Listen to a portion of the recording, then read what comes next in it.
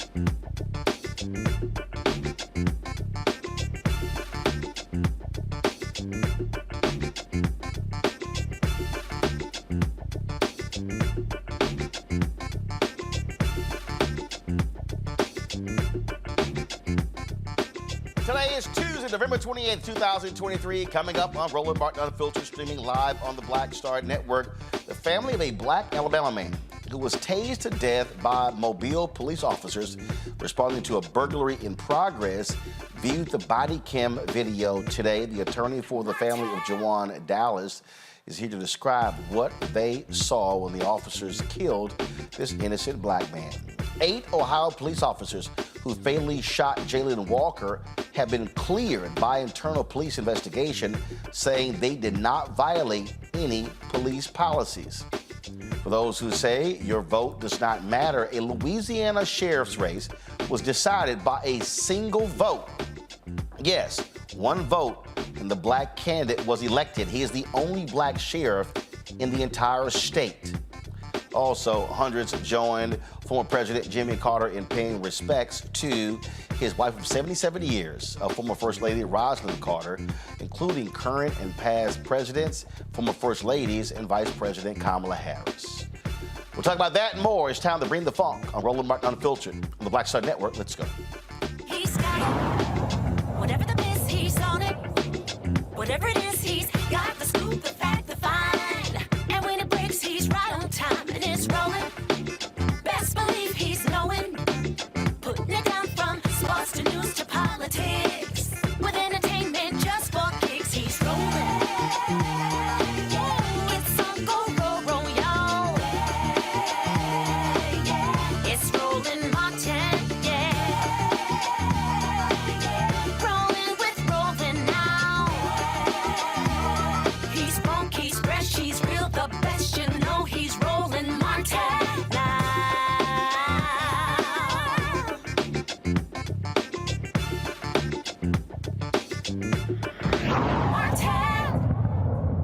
On July 1st, 36-year-old Jawan Dallas was tased to death by police officers in Mobile, Alabama. They mistook him for a burglary suspect. The body cam video has not been released publicly, but Jawan's family and the attorneys viewed the disturbing video today. Harry Daniels is representing the family. He joins us from Atlanta to describe what they saw in the video. Harry, glad to have you back on Roland Martin Unfiltered. First of all, let's just deal with this here.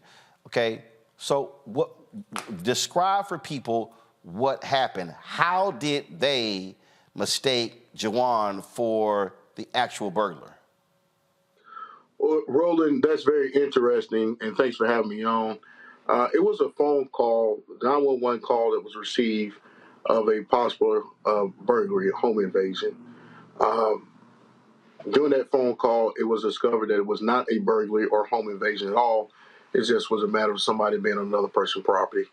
At best, the police responded to one location where the location where the burglary took place was down the road. And the location where Jawan Dallas was located was about, I'd say about at least about 1,000 yards away, if not more. 1,000 feet away, if not more. But anyway, the police en route, they saw Jawan Dallas, and they saw another person standing outside down the street away from the phone call of the original complaint where a particular burglary or a home invasion or a trespasser took place. The first person they saw was Jawan Dallas. Another individual that accosted Jawan, and this other individual started questioning them. Jawan them tell them, we don't have anything to do with anything. We don't know anything. We have nothing to do with it. Eventually, they asked for IDs. One individual gave his ID. Jawan was in the process of giving his ID, but he was still being questioned about the potential burglary. So he was distracted at the same time trying to find his ID in the car and tell law enforcement he has nothing to do with anything. He don't know anything. He don't fit the description or anything. At some point, one of the officers tells Jawan, hey, get out the car. Okay? Jawan comply. He gets out the car. Once he gets out the car, he walks around the back of his car. He tries to take off running. At that time, he was tackled by one of the officers. Both officers engaged him. During that struggle, Jawan was complaining that he could not breathe. He was punched several times by officers, and he was tased at minimum that we know 6 times. We heard the taser discharged over 13 times. Roland, it sounded like somebody was being electrocuted to death. And in this whole process, Jawan, he eventually put him in handcuffs. He's laying on his back. He's telling the officers, I can't breathe. I can't breathe. I have asthma. Help me. Please help. In fact, during the altercation when he was being beaten by law enforcement, tased, you can hear him on the video crying out for help. Somebody help me. Help me. Bystanders saw this incident. They also made statements that the police did not have to tase or beat him like that. You can hear that on the video as well. Eventually, like I said, Jawan's placed in the handcuffs. He's begging for help. He told me he can't breathe. He has asthma. One of the officers telling him, shut the F up, or he's going to punch him in the stomach, or he's going to, multiple times. Jawan at some point tell them that he don't want to be like George Floyd. Eventually, another officer respond to the scene, a young black officer that was listening to Jawan and propped him up in a comfortable position so he could breathe. At some point, another supervising officer responded to the scene, told him roll over his back. When he rolled to his back, he continued to complain, I can't breathe, I can't catch my breath. Eventually, he was transported to a squad car where he continued to complain about unable to breathe. His chest hurt, he couldn't breathe.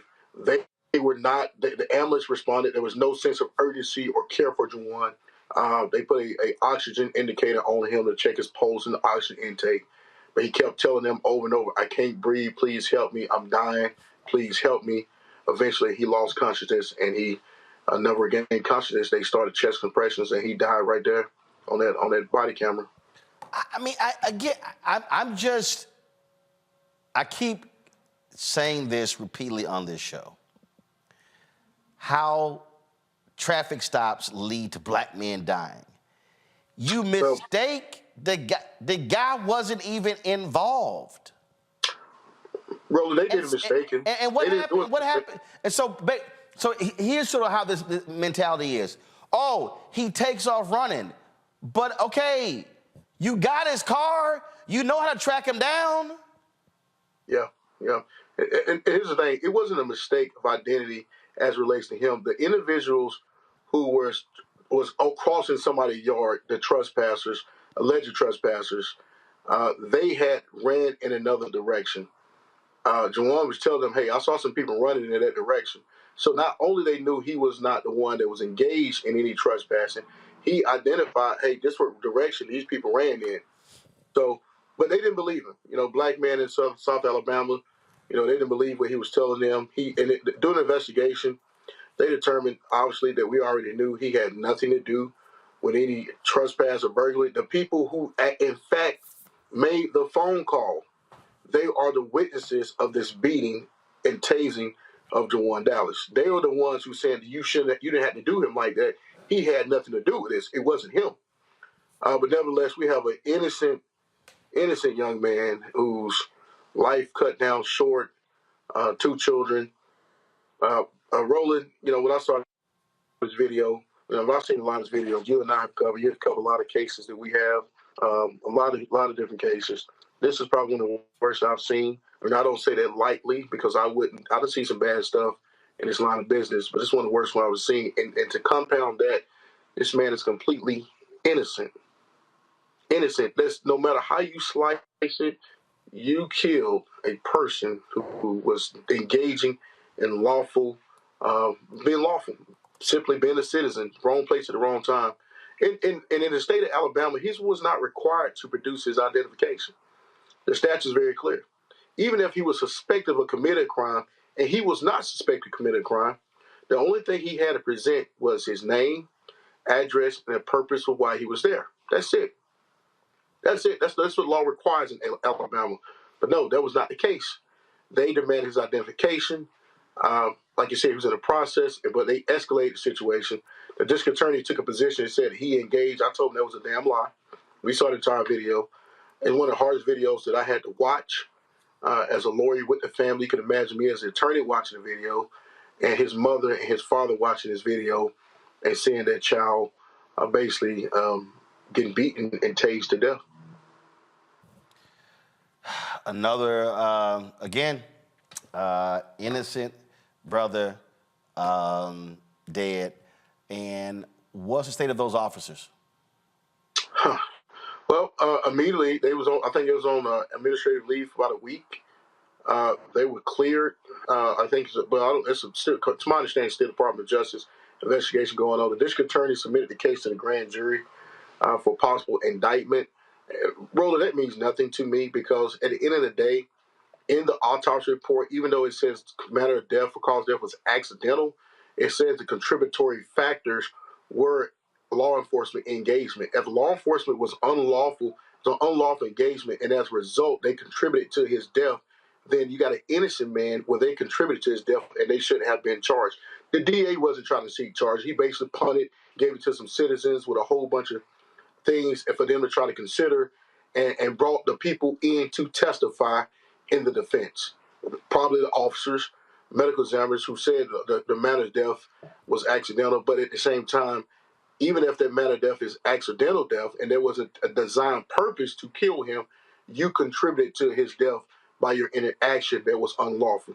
There's no way you can get around that. So, we've actually appealed to the main justice with the Department of Justice, of course, the Attorney General, because we knew from the rip that this was going to be problematic in that region trying to get a manner of justice for this man. Jawan Dallas, I repeat to you, this video is right up there with George Floyd. The only difference is that you have an amateur in George Floyd who recorded it. Here in the state of Alabama, Alabama does not, body cameras are not considered public record. And the family was able to come see it because they just passed a law that went into effect on September 1st of this year. If that law was in effect, we would not ever seen it itself in litigation. But this video is one of the worst videos. If you come out, you see it, you'll never forget it. And I understand probably why they don't want to come out, because there'll probably be a lot of civil unrest in the Mobile, Alabama, and probably across the country as this video released. So our next step is filing a lawsuit, moving forward, working with the Department of Justice as best we can to get some justice from this family, because it is horrific. Being myself, we actually have myself, Ben Crump, Lee Merritt, and John Burris. I don't want to call us a dream team, but we're pretty close to it because we are compelled in this case to do something, not just to try to get some type of monetary remedy, but change the region of what's happening to black people, black and brown people down there in southern Alabama and Mobile. All right, Harry Daniels, we appreciate you. Keep us informed on this case. Thanks, Roland. Have a good night. Thanks a bunch, folks. Got to go to break. We'll be right back. on Roland Martin Unfiltered right here on the Black Star Network. Back in a moment.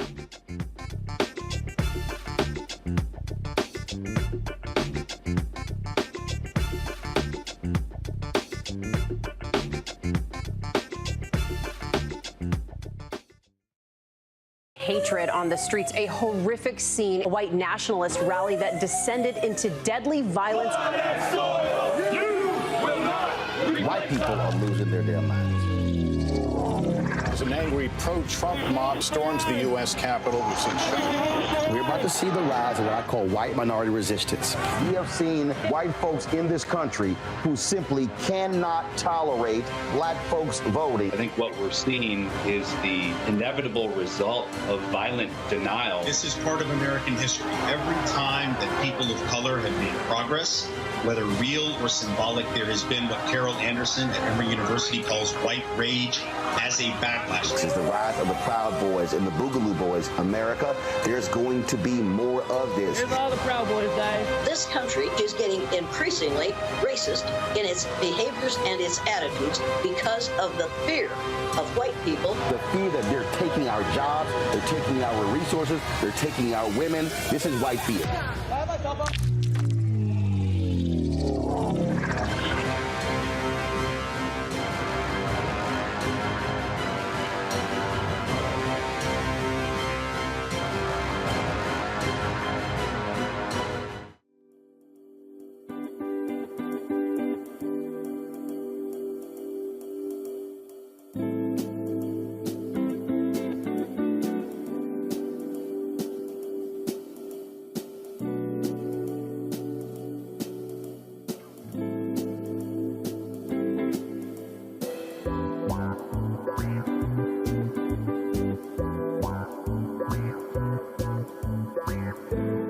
Hey, it's John Murray, the executive producer of the new Sherry Shepherd Talk Show. You're watching Roland Martin Unfiltered.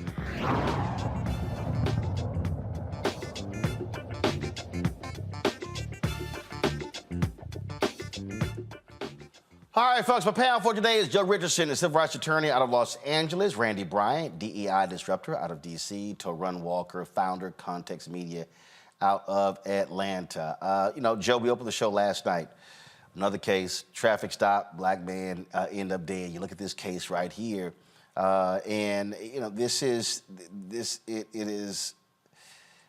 the thing that I think is hard for people to understand. That when we talk about police reform, when we talk about what didn't get done, when we talk about qualified immunity and the need to lift that. And we saw what happened last year when Senator Tim Scott, Senator Lindsey Graham didn't move on police reform, and the Senate passed the House, goes through the Senate. They can't find 8 Republicans. But this is where I also say to external organizations where we can't give up the fight. This is where that pressure, that sustained pressure must continue to be there. And it is amazing to me that I hear people, and I get it, say they're frustrated that Biden-Harris didn't get it done. But a lot of folks have just sort of, all right, these things happen and we go back to business as usual. No, the only way you're going to get the George Floyd Justice and Policing Act to become law is there has to be sustained public pressure. Where did it go? Well, you have to stay consistent, right? A lot of times our problem is we are often motivated to do something as it pertains to voting by a circumstance. But to sustain that motivation is a separate thing. We have to be reminded that so many people fought and bled and died for us to be able to vote at all. This is a situation where you talk about qualified immunity and the fact that basically only a change in consequences is going to lead to a change in culture. We're talking about police culture, and I think one of the first places that you can start is by dealing with circumstances. If someone really knew that they wouldn't have qualified immunity, I would bet dollars to donuts that many of them would think twice about what it is that they're doing. Then you start to knock on the door of changing culture. And yes, you have to keep pressure up and a sustained urgency, not just because, don't want to minimize it, you're talking about Donald Trump and the Constitution, or you're talking about voting rights, but because you have the right to vote and you have to continue to speak through your vote. It is a very difficult thing. I'm glad that they do have the family has the ability to see the tape. The attorney has the ability to see the tape. They'll have to bring their litigation and see what happens. And I hope that there is enough outcry with citizens that if this were to go to trial, the fear that it may go to trial and people may make an exception for their own rule would allow some measure of justice on the civil side. We'll see what happens on the criminal side. Randy, I'm going to go back to the question I said to Joe. And again, I'm thinking back to the massive protests, Black Lives Matter protest, people taking to the streets all across the country. I'm thinking about what took place in the wake of the death of George Floyd. But I still ask, these things continue to happen. And where is the sustained public pressure that is needed? Because we do these stories.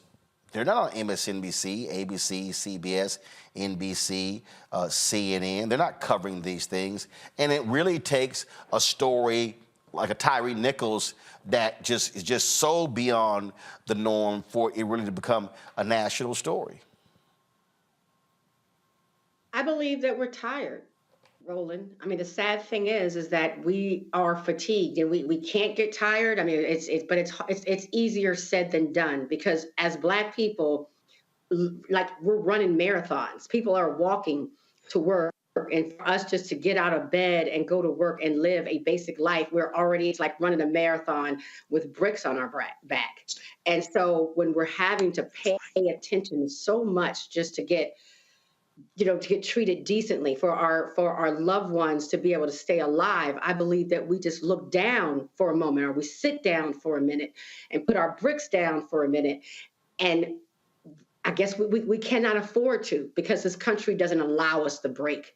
But I do believe it's just we're exhausted. Go ahead. I was just going to say, and can we get rid of the whole concept of internal investigation? I know you didn't ask me that question, but I'm so sick of the police being able to police the police. It is. I mean, where else is that done? So the internal investigation crap just needs to be completely wiped out and illegal. Taron, I understand exhaustion.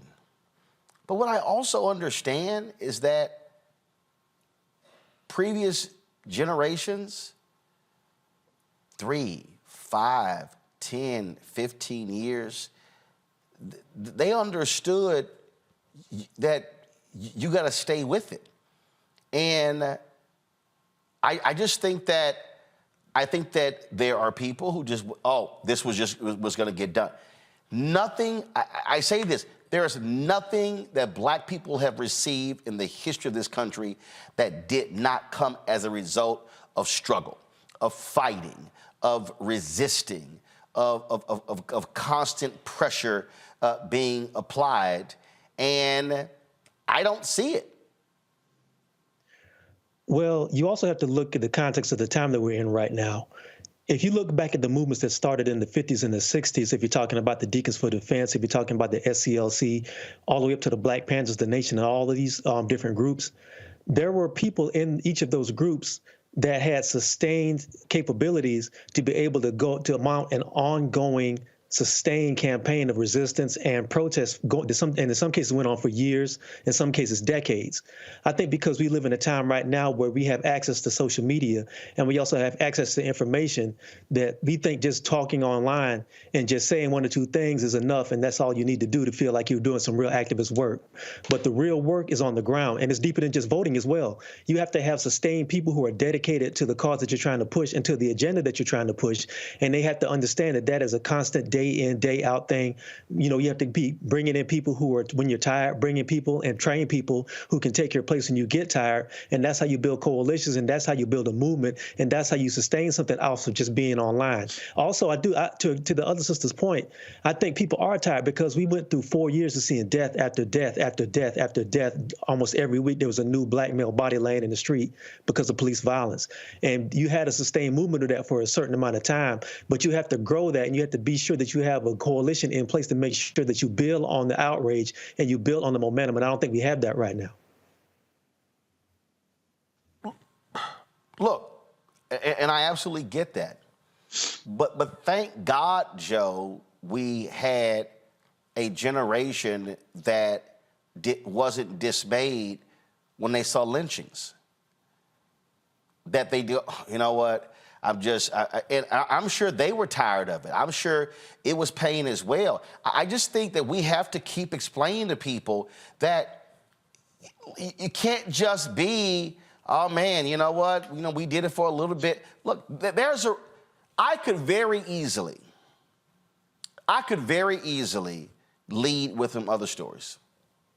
I could very easily do what a bunch of other people do. You know what? This is just too much. I don't really want that to be, you know, on the. I remember when I was at TV One, president of TV One, he was white, and he came to me, and he basically was like, you know, it's the same stories every day, and I was like, yep. What's the problem? And he wanted me to do this sort of explainer as to why we're doing these stories. And I said, Brad, I don't have to explain to black people why we're doing these stories. You're white. You need the explainer. And frankly, you're not my audience. So no, I'm not doing what you are telling me to do. And so he was just lamenting, and I was like, sure, Brad, when black people stop getting killed by cops, then I'll stop doing these stories. That is our reality. But I've had people, oh, it's traumatic, it's porn, it's violence porn. I've heard all this sort of stuff. And my response is, so we should act like it didn't happen? So, I mean, I've got text messages from family members saying, hey, my child was killed in a prison in Texas and it's a cover-up. And I get the emails every single day. I just think that this generation is going to have to buck up and understand that if it takes pressure for a decade, that's what is needed. But we can't just, oh, I'm just so tired, then I just give up. We live in a microwave world now. Everybody likes what needs to happen, what they want to happen quickly. Their church quickly, their food quickly, their change quickly. All right. We're technologically advanced. We can get to voters and do things that we could never do. But the best contact with voters is what? Knocking on the door. It's still the best by far. This young generation, I think, needs strategy. You know, if you look at the previous generations, there were a couple things. There was strategy, there was a moral component, and there was also a unifying thing. You might not like the brother next to you, but neither of you could eat here, neither of you could go to the bathroom here, and neither of you could stay here. Unifying thing. Boom. The Montgomery bus boycott choked people economically, choke the city economically, but also move the hearts of people as well. And so one of the things that we need to be reminded of, you know, church has that old song that said, I don't feel no ways tired. There's a suggestion there that the body can be tired. We have to do these things over and over again. We have to stay there. But even the Bible says tribulation worketh patience. And so we have to take ourselves out of this microwave mentality where we expect everything to be able to happen quicker. Some things are going to happen slower. You can look at the arc of history. Every time blacks make a significant advance, there is an incredible backlash. I think that that's what's happening now. The Trump generation, et cetera, and all these other things. Other things are as well, but this is what's happening right now. And the only thing you can do is be patient and work it. It's not going to happen overnight. We 400 years into this thing. It's not going to happen overnight, but we have to stay at it.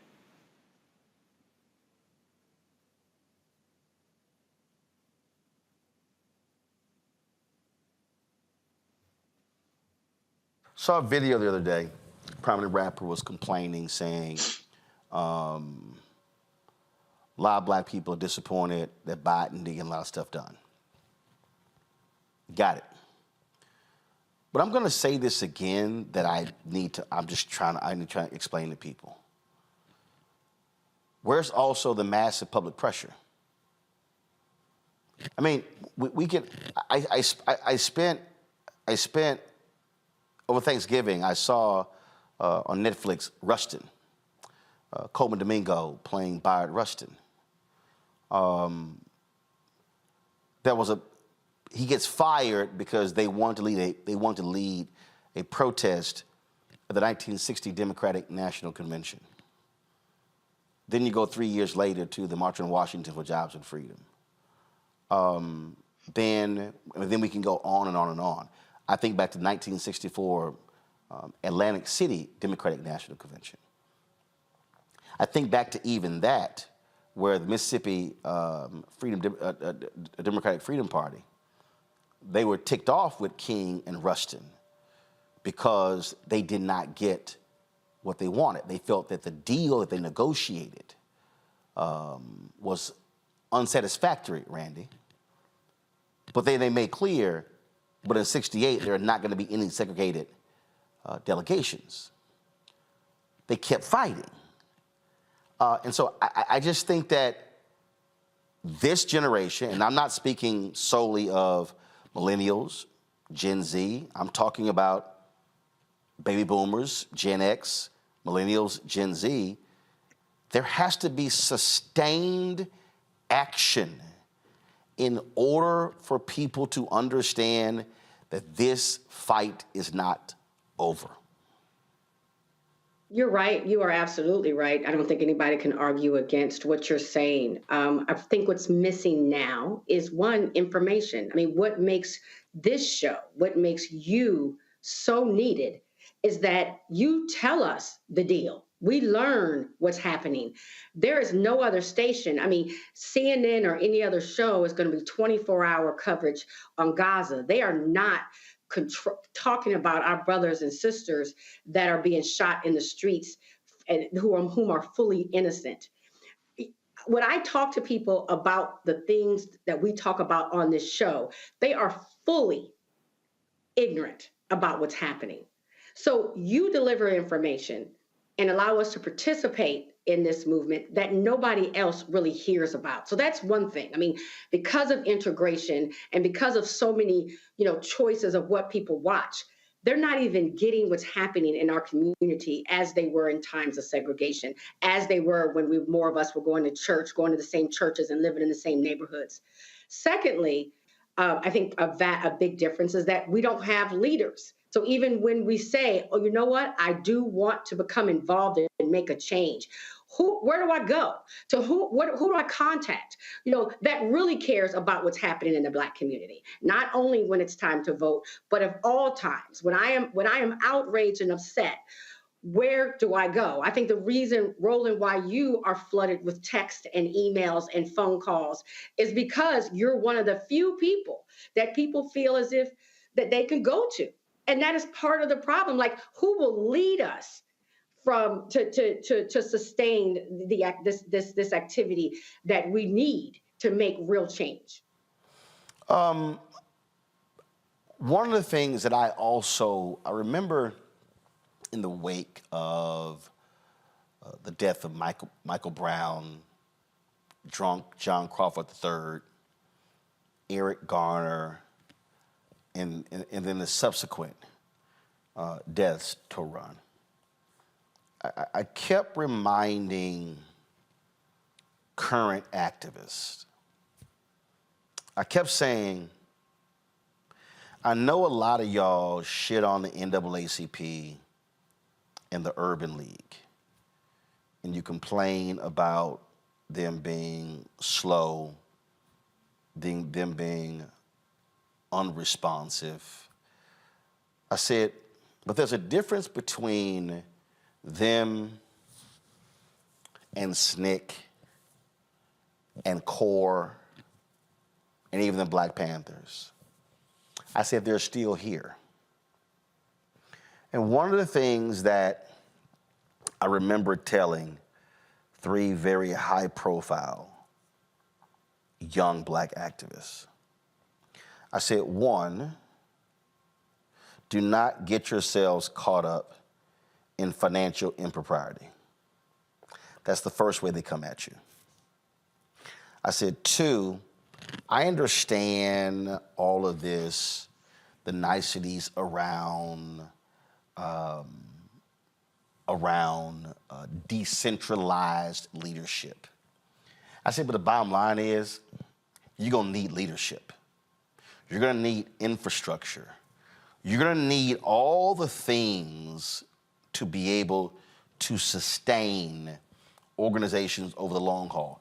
And I really believe, to the point about Randy's point about burnout to a run, is that there were so many people who were driven by the passion of the issue that they did not fully understand that you need the infrastructure in place, meeting payroll, allowing people to pay their bills, the fundraising component, the strategic organization, alliances needed for the long haul. So I think what we witnessed, 1 and 2 and 3 and 4 years of this massive, this energy that existed, but it dissipates if you do not have an infrastructure to funnel people through. And I've said this, that the fundamental problem that Black Lives Matter, that the entity suffered from, is that they were trying to play catch up to a movement that was like a runaway train. And what they did not do is slow this thing down and say, let's build a proper infrastructure so this thing succeeds no matter who we choose to be at the top of the hierarchy. Because at the end of the day, you want to be around 10 years later. You don't want to be a flash in the pan. I'm glad you mentioned that because, as you know, I covered some of those stories when the era of protest was going on. You know, I filed stories from Ferguson and from other places where these things are happening.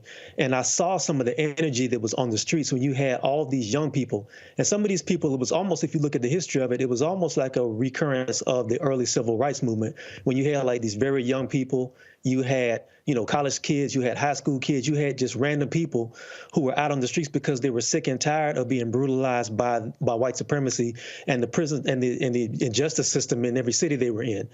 What happened was you had a groundswell of people in every city. And I'm glad you brought it back to the Mike Brown situation. Mike Brown was sort of like the catalyst for it.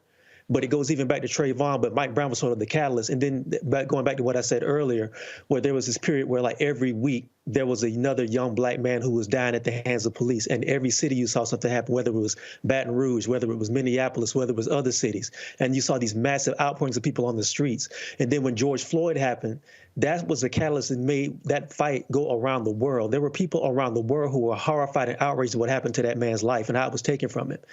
That was the time when that momentum could have been used to be channeled into actual infrastructure where we're saying, you could tell the world, this is what we've been fighting about for the last 4 to 5 years. This is the culmination of it, and now you can understand it. So now what we have to do is build a machine so we can take our anger and we can take our rage and we can take our frustration and move it into places where we're doing community work in every city, where we're doing actually legislative work, where we're speaking truth to power. If we have to march on the state capitals, if we have to march on city halls, if we have to march on police stations, that's what happened. And some of that happened, but what happened was a lot of that energy got dissipated, as you said, in those outward movements, and nothing was really built. There was a lot of infighting, there was a lot of frustration, there was a lot of backbiting going on behind the scenes that affected some of the movement that was going on the ground.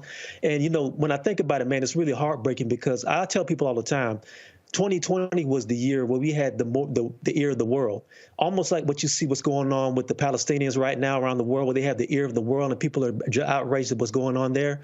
Black people had the ear of the world at the death of George Floyd, and that was dissipated because of backbiting, infighting, and a lack of infrastructure and a lack of forward thinking, and it's really sad.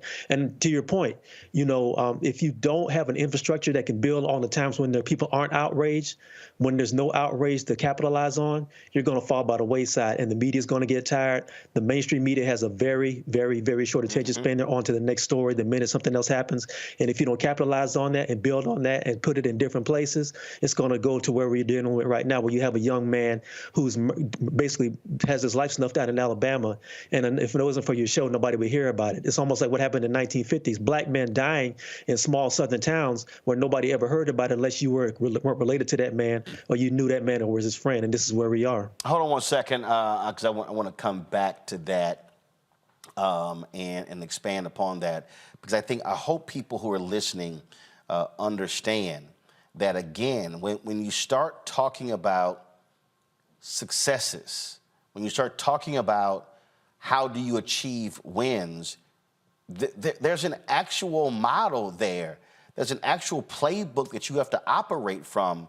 And I just think that people are complaining about things that they want to see happen without understanding that it has to come through a certain way. So let me just unpack more of that when we come back on Roland Martin Unfiltered on the Black Star Network. Don't forget to support us in what we do. And this is a perfect example. This is a perfect example of what I'm talking about. You cannot, King understood this, Julian Bond understood it, John Lewis understood, they all understood it. You cannot achieve any of this without media. On that wall in my office, that salute to black-owned media. When you see on that wall, Chicago Defender, Pittsburgh Courier, Ebony, Jet Magazine, and on and on and on. That's how we were able to sustain it. So people complaining about, okay, you talk about social media. Guess what? Elon Musk owns Twitter. Y'all can scream black Twitter all y'all want to. You don't own it. You can scream all you want to about some reels on Instagram. Mark Zuckerberg owns that. If you do not own your media voice, then you will be asking somebody else for permission. And so support for this platform is critically important. And I can tell you, and this is not about ego, but when Harry Daniels and Ben Crump, all these lawyers, they know the stuff that we cover. That's why they hit us first. There are families who've said, no, we're going to do Roland Show first before anybody else. Y'all, I'm telling you, we are never going to be able to get what we need if we're asking somebody else, please, pretty please, tell our story. So join our Bring the Funk fan club. There are people who have given us $1 up to $20,000. Every dollar is critically important. We are $230,000 behind where we were last year. And so we need to hit that over the next 30 some odd days. Send your check and money order to P.O. Box 57196, Washington, D.C. 20037-0196. Cash App, $RM Unfiltered. PayPal, R Martin Unfiltered. Venmo is RM Unfiltered. Zale, Roland at RolandSMartin.com, Roland at RolandMartinUnfiltered.com. We'll be right back. When you talk about blackness and what happens in black culture, we're about covering these things that matter to us, speaking to our issues and concerns. This is a genuine people-powered movement. There's a lot of stuff that we're not getting. You get it, and you spread the word. We wish to plead our own cause. Too long have others spoken for us. We cannot tell our own story if we can't pay for it. This is about covering us. Invest in black-owned media. Your dollars matter. We don't have to keep asking them to cover our stuff. So please support us in what we do, folks. We want to hit 2,000 people, $50 this month, raise $100,000. We're behind 100,000, so we want to hit that. Y'all money makes this possible. Check some money orders. Go to P.O. Box 57196, Washington, D.C. 20037-0196. The Cash App is $RM Unfiltered. PayPal is R Martin Unfiltered. Venmo is RM Unfiltered. Zelle is Roland at RolandSMartin.com. Grow your business or career with Grow with Google's wide range of online courses, digital training, and tools. Gain in-demand job skills with flexible online training programs designed to put you on the fast track to jobs in high-growth fields. No experience is necessary. Learn at your own pace. Complete the online certificate program on your own terms. Stand out to employers, get on a path to in-demand jobs, and connect with top employers who are currently hiring. Take one professional career certificate program or all 6. Earn a Google Career Certificate to prepare for a job in a high-growth field like data analytics, project management, UX design, cybersecurity, and more. All professional career certificate programs must be completed by December 31st, 2024. Scan the QR code to complete the application. There are 1,000 scholarships available. Grow with Google and J. Hood and Associates. Be job ready and qualify for in-demand jobs. Hey, what's up? It's Sammy Roman. Hey, it's John Murray, the executive producer of the new Sherry Shepherd Talk Show. It's me, Sherry Shepherd, and you know what you're watching, Roland Martin Unfiltered.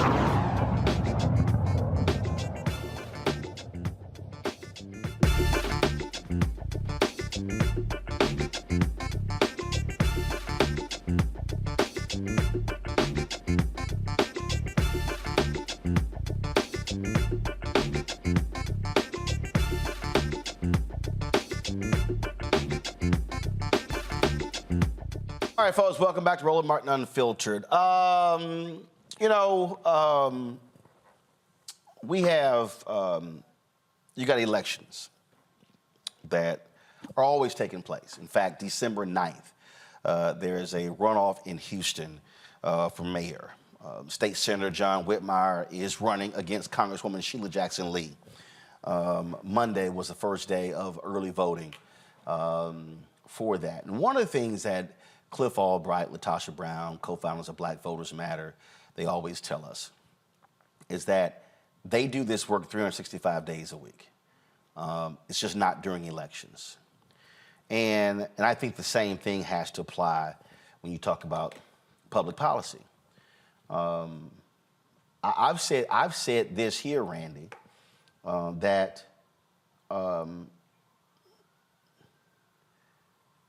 that groups should be, I believe, pressure should be applied right now. Republicans control the House. Why aren't these groups applying pressure to House Republicans, say, y'all pass the George Floyd Justice Act? Now, for people who don't understand, Democrats control the House. They passed it. It went over to the Senate. When you get a new Congress, you have to vote again. It's not like, oh, it passed the House 3 years ago and that thing is good. No, it has to happen within the same period in which that Congress is in session. And I think I think this should be an election year issue. I believe that advocates, I believe the families that have lost people, I believe they should be demanding that Republicans who control the House pass the George Floyd Justice and Policing Act. And if they don't even take it up, or if they do vote on it and they vote it down, then we have all of those people on record as to where they stand. So when it's time to go vote, then we can vote accordingly. I don't believe it should just be, well, when Democrats control the House and, well, we couldn't get it, so, okay, that's it. No, you keep going back to the well. I mean, I am thankful that black people, when it came to the Voting Rights Act and the Civil Rights Act, didn't give up. Yes. If I'm honest, I believe that we're scared. I believe that the way that just wanting Black lives to matter, the way that when we advocate for us, we are considered to be dangerous or, just somehow not politically welcoming, or we are tagged and we're scared of it. I believe that even this average person going to work every day to advocate or to say that you're interested or concerned about what's happening in the Black community, that we just something as simple as Black Lives Matter, is that we are scared of what the blowback is. We saw how much people fought back against us just asking to stay alive and to be safe, just asking to be treated and protected by the people who are supposed to protect us. I mean, we saw what has happened. I mean, they have almost destroyed people's lives for just saying, excuse us, can we please have just the right to walk and drive and breathe and exist in this country and not be scared? And so if we don't feel as if the audience will be friendly towards us, or we have an audience that may actually go and support what we want, we back down a little bit. And not saying that people are not doing things, but I do think that we are somewhat afraid that I think Black people are almost groomed in this country to be afraid. I think that every time someone speaks up, whether it be, Kaepernick taking a knee, there is a public hanging of sorts that says, when you speak up for Black lives, now you could be an advocate for something else, but for Black lives, that there is a cost to it. It may be your job, it may be your reputation, but we are going to make you suffer. Joe, again, I sort of, when I look at structured forces, when I look at, when people talk about Black agenda, and then what folks, what are folks advocating for, and where's the pressure being applied? I'll be honest with you, from an organizational standpoint, I don't know. I'm telling you right now, I can't tell you right now what right now are the top 3 priorities of civil rights organizations like the NAACP. I can't tell you. I can't tell you how people are what are people being mobilized and organized around? Like, what are we? I get Republicans control the House. I get Democrats have a slim majority in the Senate. And let's be real clear to the people, the Civics 101. Biden, unless it's an executive order, Biden can't do a damn thing unless it passes the House and the Senate. So if we're talking, I think part of this, again, we talk about infrastructure and how you're using it. I'm curious to know from these national organizations, what exactly how are they marshaling the forces to stand behind what? I can't tell you what it is. Right. And, it could be any of a number of things that where I was getting ready to say it should be voting rights. It should be criminal justice reform. It should be, there's, a host of them that it could be. But yeah, I think that to your point, we need some clarity, not only in terms of creating infrastructure, right, but in terms of understanding where the existing infrastructure actually is and creating the energy and the urgency to keep us moving along. Again, people get nervous. They see, oh my God, Trump is beating Biden, but they'll always say Trump is beating Biden or this person is beating this person among likely voters. Well, who decides who the likely voters actually are? If you are actually bringing out people, educating them from the jump-go, as it were, and bringing them along, now you're going to have more voters. And I believe that the people that you educate can help give you and help facilitate that energy. Now, there absolutely needs to be infrastructure. I think we need to look at some of the models that have worked, look at what Stacey Abrams has done in our organization in Georgia, and really go state by state and area by area and actually create that infrastructure, continue to create that infrastructure, educate people early and often, remind them that not only should they get involved in elections and advocacy, et cetera, despite what they're going through, despite their struggles, and despite all of the pulls that they have on their time, attention, and energy, but because of them.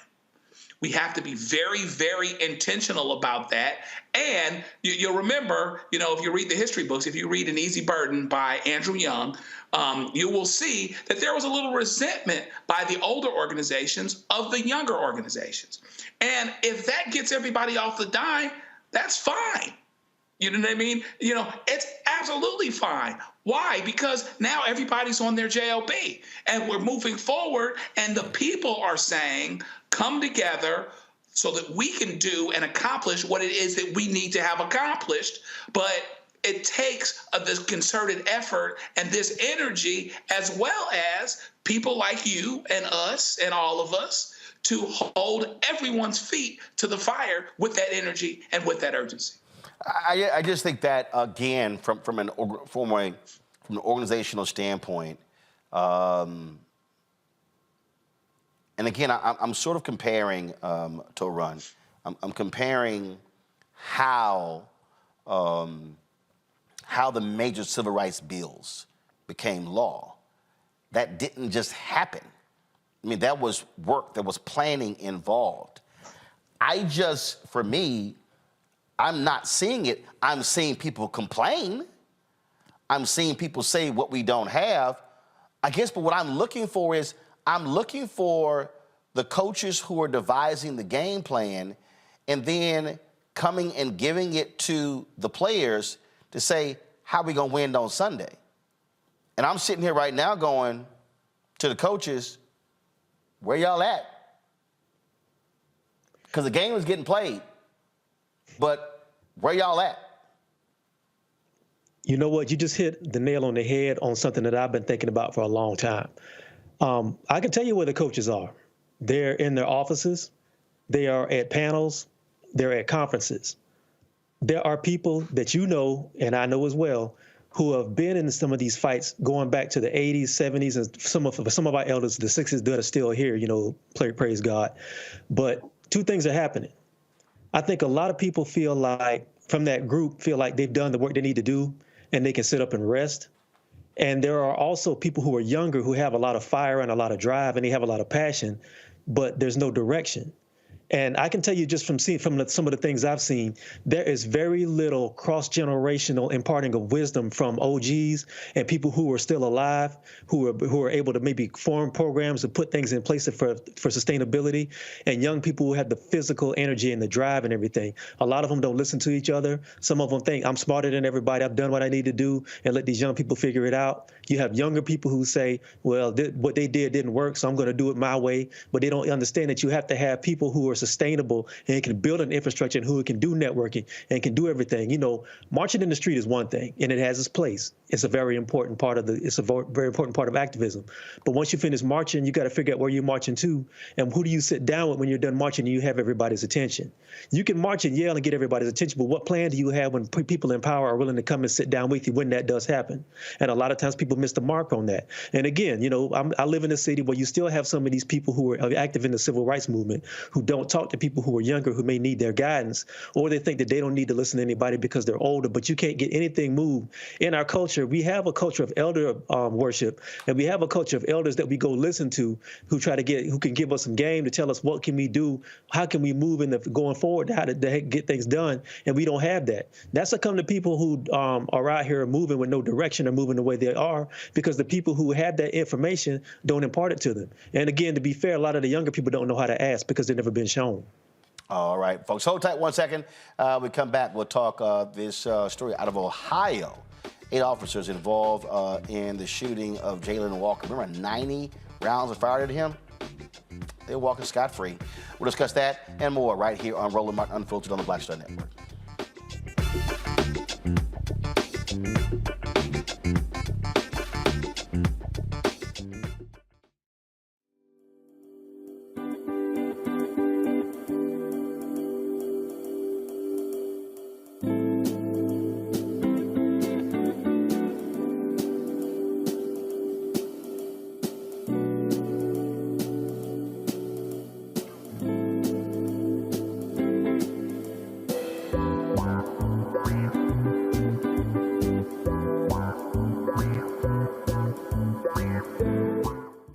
Barnes, and this week on The Frequency, we talk about school to prison pipeline, book bans, and representing for women's rights. The group Moms Rising handles all of this. So join me in this conversation with my guest, Monifa Bandelli. This is white backlash. This is white fear that happens every time Black people in the United States help to walk the United States forward towards what is written on the paper. Right here on The Frequency on the Black Star Network. On the next Get Wealthy with me, Deborah Owens, have you ever had $1 million idea and wondered how to bring it to life? Well, it's all about turning problems into opportunities. On our next Get Wealthy, you'll learn of a woman who identified the overload bag syndrome, and now she's taking that money to the bank through global sales in major department stores. And I was just struggling with 2 or 3 bags on the train. And I looked around on the train and I said, you know what? There are a lot of women that are carrying two or 3 bags. That's right here on Get Wealthy, only on Black Star Network. I am Tommy Davidson. I play Oscar on Proud Family, Louder and Prouder. Right now, I'm rolling with Rosalynn Martin, unfiltered, uncut, unplugged, and undamn believable. You hear me?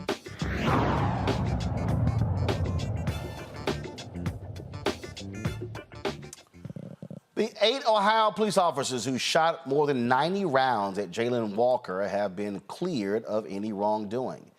Akron Police Department's internal investigation concluded that the police officers who shot and killed Jayland didn't violate police policies. Chief Steve Milet said in an executive summary that the facts and circumstances of the tragic shooting show that the officers had an objectively reasonable belief that Mr. Walker was armed and by his conduct presented an imminent risk of serious bodily injury or death to them and or their fellow officers. Walker was shot by police on June 27, 2022 after fleeing, first in his car and then on foot. He was unarmed as he ran away, but a state investigation found that he fired a gun out of his car window while fleeing. A gun was recovered in his car after he was shot and killed. A special grand jury declined to indict the officers for any criminal offenses. Jayland's family has filed a civil lawsuit. Folks, let's talk about Louisiana, where a sheriff's race in Louisiana is all the proof you need to know that your vote, one vote, does indeed count. Democrat Harry Whitehorn and Republican John Nicholson faced off in the November 18th runoff election. Results that night had Whitehorn receiving 21,621 votes, while Nicholson got 21,620. After Monday's recount, Whitehorn still remained victorious by a single vote, 21,624 to Nicholson's 21,623. Nicholson filed a lawsuit in Cato District Court to declare a victor or order a new runoff election. The petition is set to be heard on Thursday. I don't think there's any other way to run to show people elections matter. There are 63 sheriffs in Louisiana. 57 are white men. This brother here is the only black sheriff. He wins by 1 vote. You know, that's got to be rough to lose by one vote. It's like something you see in a movie, or like Caddyshack with a ball gobbler sitting on the top of the puck, on the top of the hole before it rolls in. It'd probably be better to win by a couple hundred votes than just one. That's rough. But no, you know, I think that's part of the reason why there's such a rush to try to roll back voting rights, because they understand that it is a very powerful tool to be able to move policy that you want to see done. And, you know, the fact of the matter is, that's wild that I didn't even know that there was only one black sheriff in that whole state. But no, I think if you keep people from voting, if you keep people from exercising the power they have, if you keep people discouraged, this is the sort of thing that happens where you have people who may not want to go out and exercise their power. They may not want to. They may want to stay home because they feel discouraged. So I'm just glad to see that brother won, man, and I'm glad to see that it does show. It is a perfect example of the power that one person can have. Indeed. And so for the people out there, Joe, who say, man, it don't matter, it does. It absolutely does. And you have to really pay attention. I mean, you know, Louisiana is a whole lot more black than 1 out of 30. Okay. It's probably close to half black. I don't have the statistics in front of me, but I think that there's this suggestion by the fact that you have so many white electeds, even in areas where there are a lot of non-white people, that somehow we are outnumbered. But the fact of the matter is, and this is something that they understand, those that, you know, are arguing just in the courts and trying to shape the courts and not so much the electorate, that they know that they're outnumbered in a lot of places already and getting ready to be outnumbered elsewhere. And so if we really understand this for what it is, and we vote en masse the way that we can with that urgency, you know, I want to understand what the secret sauce is, because this brother really got voters to come out. My sense is, including voters that would support him, because him winning this is suggested to be an unlikely scenario, but it doesn't have to be as unlikely as it has been if people understand that their vote counts. One vote made the difference. They did a recount. Each person got another 3 votes. He still wins by 1 vote. Everybody knows that their vote matters, and we have to quit accepting the suggestion that our votes don't matter just because we see who the electeds are. We can change that, and we actually have the demographics in order to change it, but they seem to know it better than we do. You know, we talk about this constantly, Randy, and I think it back to, again, North Carolina, Sherry Beasley losing the state Supreme Court justice race by 400 some odd votes. Trayvon Martin's mother, Sabrina Fulton, when she ran for commissioner in Miami-Dade, she lost in the primary, I think it was about 350 some odd votes. And so every vote matters. So when people don't show up, this is how individuals are winning, and then we complain about policies, but when you vote, you're putting the people who you want in office. Right. We cannot be discouraged to be ambivalent, right? We must not, I know sometimes, like I said earlier, it feels as if it's so arduous just to be Black in this country, but we cannot allow ourselves to become ambivalent and not participate in the process.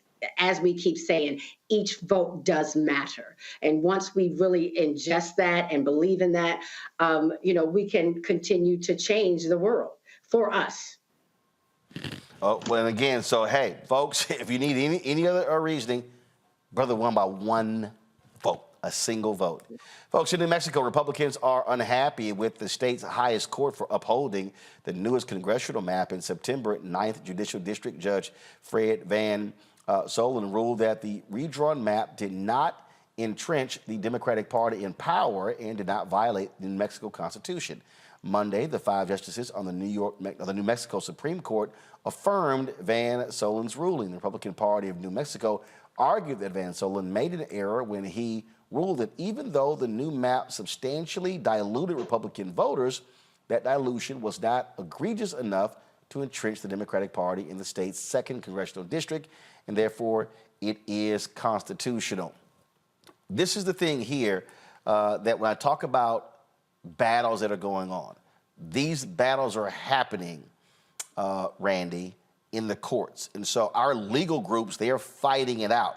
But this is where, again, You need your legal groups in the courts, but you need your other folks in the streets. All of these things work together. Yeah, absolutely. And we have to pay close attention because they are trying every way possible. As we see, we're talking about the Supreme Court to ensure that this redlining continues and to ensure that our people don't get a fair chance at winning anything. You know, because by numbers, we would win so much if things were done fairly. They have decided to cheat. And that's just, there's no other way we can say it. And so we must ensure that, one, our courts are and that goes by voting too, that our courts are in a position to be fair and when these decisions need to be made, and that we on the streets are ensuring that people are paying attention and that then we are showing up to vote when it's time. Again, I call this civil warfare to run, and we're seeing it in New Mexico, we're seeing it in Georgia, in Alabama. We're seeing it all around the country because Republicans are banking on. They're banking if they can redraw these lines that guarantee them victory. I saw a story that said in Mississippi and Louisiana, where you had so-called competitive races, there was a 10-point gap between the Republicans winning and the Democrats losing. Basically, they have guaranteed themselves victories. You know, I say this a lot. Republicans, for all their faults and all the things that people may not like about the Republican Party and their operatives are very, very good at ground game and long game. What we're seeing happening now, the rules and the things that we're dealing with were put in place in the 1980s. Ever since like the sister said earlier, anything that benefits the poor and the working class and black people in general, the Republicans will put infrastructure in place to start trying to claw back everything that we gained legislatively. And if they can't do it through nefarious means, they'll do it through gerrymandering. They'll do it through assassinating the character of potential candidates, potential threats.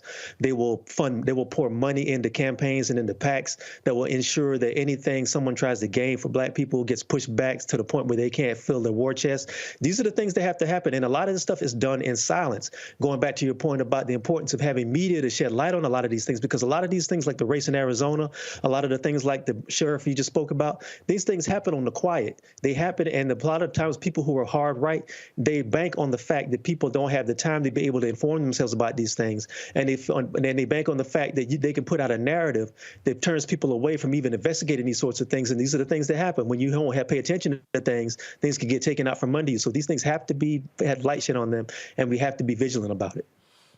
All right, folks, hold on one second. We come back. You can always expect foolishness when Senator Ted Cruz and Senator John Kennedy of Louisiana are involved. Wait until we show y'all what happened when these fools tried to question the witness over guns and shootings. They got absolutely embarrassed. And I'm here for all of the pettiness. You're watching Roland Martin Unfiltered on the Black Star Network. Next on the Black Table, with me, Greg Carr, working under the constant threat of violence. Nearly 50 bomb threats over dozens of HBCU campuses. In 2022, we'll talk to our HBCU Master Teacher Roundtable about the stress, the strain, the frustrating lack of answers, and real community-grounded solutions to the threat of violence we face at HBCUs today. Join us for the Black Table, only on the Black Star Network. Hi, I'm Dr. Jackie Hood Martin, and I have a question for you. Ever feel as if your life is teetering and the weight and pressure of the world is consistently on your shoulders? Well, let me tell you, living a balanced life isn't easy. Join me each Tuesday on Black Star Network for A Balanced Life with Dr. Jackie. We'll laugh together, cry together, pull ourselves together, and cheer each other on. So join me for new shows each Tuesday on Black Star Network, A Balanced Life with Dr. Jackie.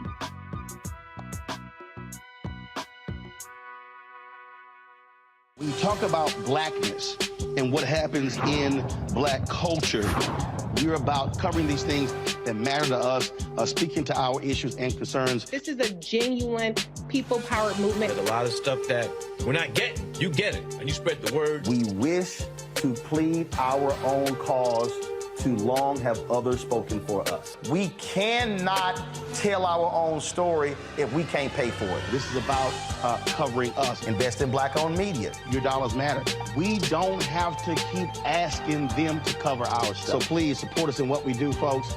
We want to hit 2,000 people, $50 this month, raise $100,000. We're behind 100,000, so we want to hit that. Y'all money makes this possible.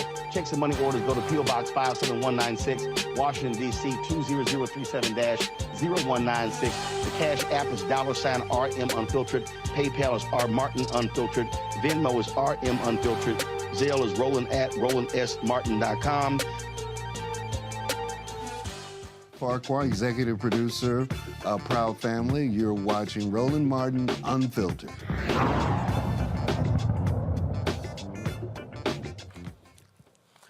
Well, folks, during today's Judiciary Committee hearing to examine the gun violence epidemic, Texas Senator Ted Cruz decided to attack Democrats instead of staying on the topic of gun violence. Ooh, let's just say it got real interesting. We are at yet another hearing called by Democrats on gun control. Understand that today's Democrats in the Senate, these are not your father's Democrats. There are no moderate Democrats left in Congress. Today's Democrats, when it comes to guns, their objective is to disarm law-abiding citizens.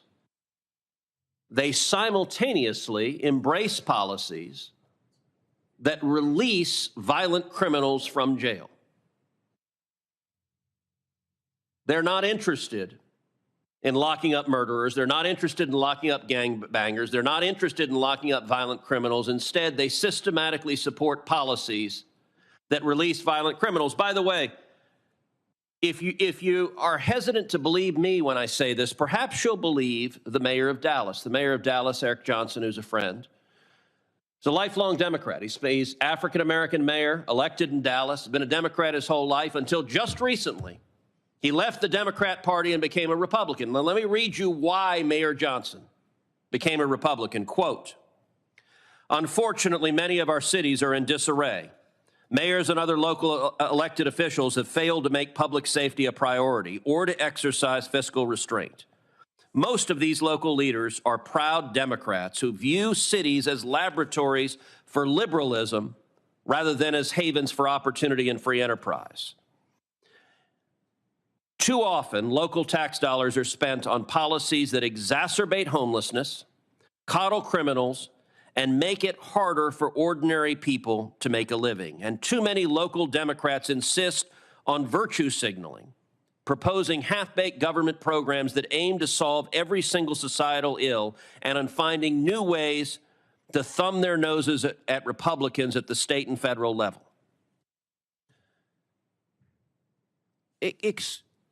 I have to say to an ordinary person, the political ideology of today's Democrats makes no sense. Why your priority is disarming a law-abiding citizen, but not going after the violent criminal. And to be clear, it is the radical left that advocates abolishing the police and defunding the police. And when I say there are no moderate Democrats left, the Biden administration has nominated not one, not two, but three of the leading advocates of abolishing the police to senior positions at the U.S. Department of Justice. Every single Democrat on this committee voted to confirm every single one of them, but not just on this committee. Every single Democrat in the United States Senate voted to confirm all three of the Biden nominees, including Rachel Rollins, nominated to be the U.S. Attorney in Massachusetts, one of the leading advocates of abolishing the police, as a local prosecutor. She put out a list of violent crimes that she wouldn't prosecute.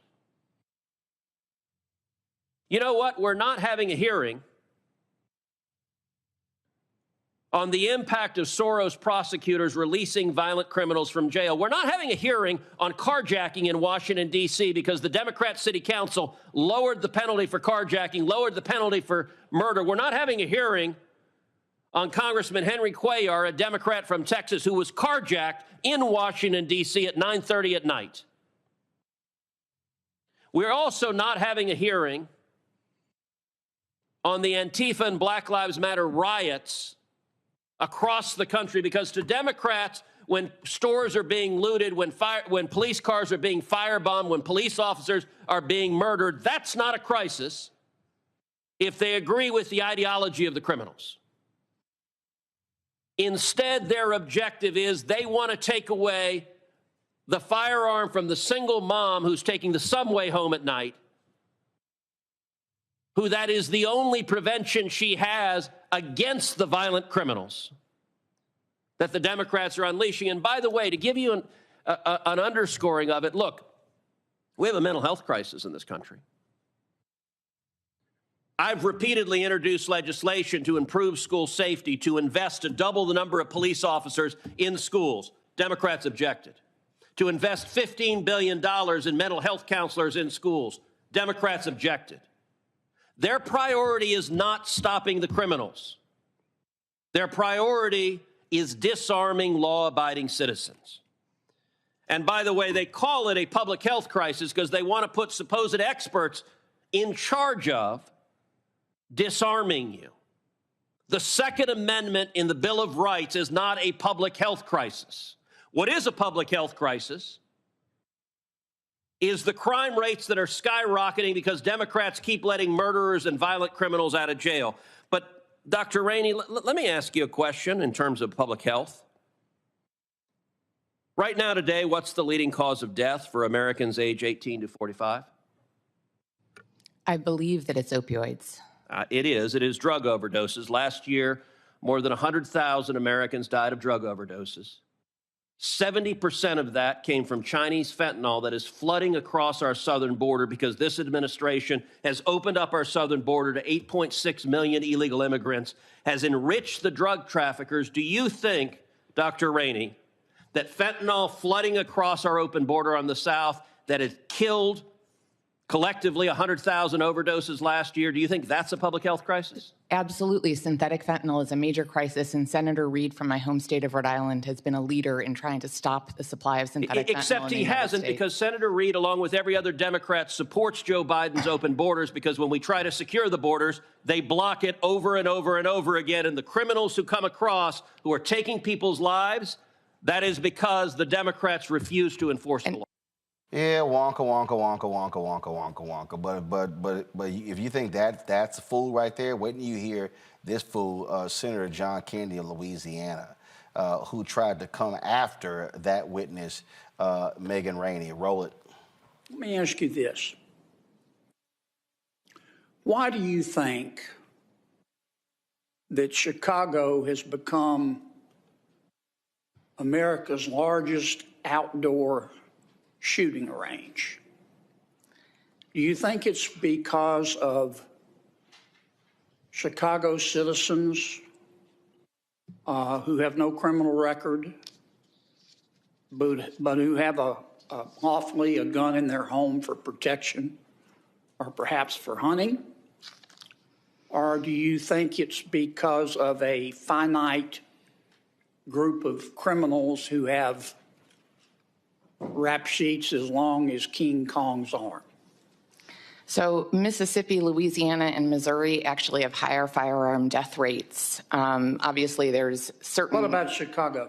So I don't live in Chicago. It's not my primary area of research. You don't have an opinion on that? I think there's easy access to firearms combined with environmental conditions, lack of great education. There have actually been studies showing that when you green vacant lots and repair abandoned buildings in urban neighborhoods, you see decreases in gunshots, in violence, as well as in stress and depression in the neighborhoods around them. No disrespect, Doc, but that sounds a lot like word salad to me. Yeah, because you're an idiot.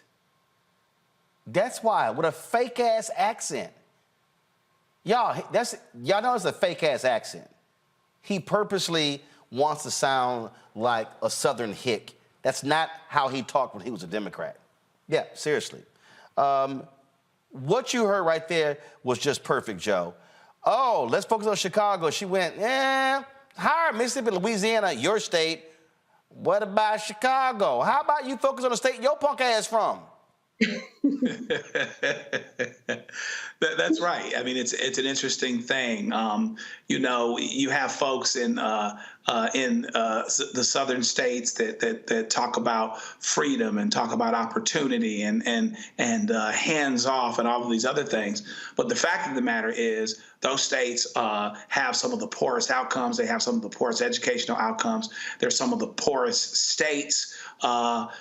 Those of us in California and other liberal states tend to pay a lot for them, more than they pay for us, as it were. And yes, as it turns out, there is a lot more in terms of free-wielding gun possession, gun violence, and all of these other things that are going on in ways that they want to overlook. You either have Ted Cruz, somebody who's technically intelligent but doesn't have a whole lot of common sense and wants to steer the discussion into having something else, or you've got, John Kennedy and Tommy Tuberville, who, I'm not always sure that they can actually spell their names. They're actually not very smart at all.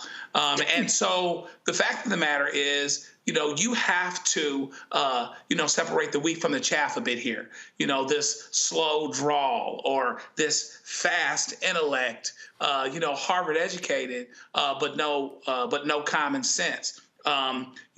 Racist tendencies, ignoring dealing with the immigration problem, where a whole lot of people that are coming to this country because it's a shining city on the hill, people that look like Ted Cruz and John Kennedy employ all the time, which is why they keep coming. You have to either create a pathway or figure out what's going on. You cannot put everybody in jail. You can put everybody in jail and win elections, but you're not going to put everybody in jail and solve problems, particularly when a lot of the folks that you put in jail, you put in jail for nonviolent offenses, or you put in jail because they're people of color, more likely to be put in jail, to be in those situations because they don't have the resources. So once again, it's them talking out of each side of their mouths and not doing what it is that they need to do. They sit here and just run their mouth, but they love talking about Chicago, Randy. But he don't want to talk about New Orleans. Oh, yeah, he ain't trying to talk about that. I mean, really, it's just, to me, such racist rhetoric. And anyone who, they don't even try to hide it. It's so disgusting. They always want to talk about Chicago. And it's always, they want to me, act as if Black people are the ones who are the problems with the guns, and that, everybody, these white women, to me, is the way it sounds, are coming home and trying to just be home safely and protect themselves. They never want to mention, who's doing the most mass murders and things like that. Just clear-cut racism, in my opinion. And the way, and then even with the opioid epidemic, it's not because the pharmaceutical companies that they very much are funded by are the issue. It's coming over from China. And that's the issue. Like, there is no responsibility whatsoever. There's like these good old boy Americans who want to not take accountability for any issues whatsoever. And they want to steer everyone away from actually doing the research and finding out what's going on, particularly in their states. And just, it's like the Fox News, just focus on the headlines that are wrong. The same story over and over again. They make me sick. I can't believe that Cruz isn't in Mexico. Like, he usually runs away when there's something important to talk about. Bottom line here, Torun, is this is the game that they play. And this is where, with witnesses, you got to sit here and say, yep, we're going to bring up your state. We're going to bring up cities in your state. And so, again, this is the game they love to play. And this is no different than when I decimated and destroyed Philip from Indianapolis. And really, he was from a suburb in Indianapolis. When he kept bringing up Chicago, I was like, but you can't focus on Indianapolis. Bottom line is, when they say Chicago, that's their new N-word. Chicago is their new N-word. Mm-hmm. Oh, yeah. And you know what? That hearing wasn't even about trying to get to the bottom of a crisis or getting to real information. Cruz and Senator Kennedy were playing to their base. That's stuff that's what they were doing, was putting together as talking points and sound bites and fodder that they can take back to their constituents and say, see, I'm fighting for you. Now, when I say I'm fighting for you, I don't mean you brown people and you black people. I mean you scared people who are nervous about these boogeymen coming over the border. That's really all I heard over the whole conversation from both of them. It's basically setting up a scenario where you had this image of the scared white woman on the train, like from Death Wish or something like that, scared of these black people and these brown men that are to come and take advantage of her or violate her. That's what that's about. It's about scaring the hell out of the people who listen to you. And we have to be honest, though, even though it sounds ridiculous, there is a very large base of people who swallow that rhetoric and believe in it. And I can't believe the other guy I'm not really familiar with, but he sounds like Foghorn Leghorn or the white man that was on In the Heat of the Night. Not the sheriff, but the one that Sidney Poitier had to deal with on the movie when he slapped him and stuff like that. It's like, hey, Mr. Endicott, he sounded like that. I'm like, and you saying that's a fake accent, why are you even talking like that? You would only do that if you're trying to present yourself like this hardcore Southern sheriff like Bull Connor that's going to swoop in and save all the flower of white womanhood from these boogeyman black people that are coming in. That wasn't about trying to get to the bottom of anything. It wasn't even about a hearing. It was about trying to embarrass the people on that panel and wasting their time and making yourself look like the defender of the flower of white womanhood, like we're in the Deep South. And again, just so people, think I'm not joking. Yo, the dude is fake. Remember, Gary Chambers ran against him for the United States Senate, and Gary actually featured this fool in an ad that showcased what he actually sounded like. And I'm trying to pull this up now. And I remember when we ran it, because people thought, okay, surely you're joking. But no, Senator John Kennedy used to be a Democrat. He used to be a Democrat. And I'm having some issues here. I'm trying to see if I can pull it up. Used to be a Democrat, y'all. And when he was a Democrat, now mind, he also went to Harvard, so he loves talking about elites and stuff along those lines. But what's interesting is that when he talks about elites, all right, so listen to this. Watch this, y'all. Listen to this. Will not let you down.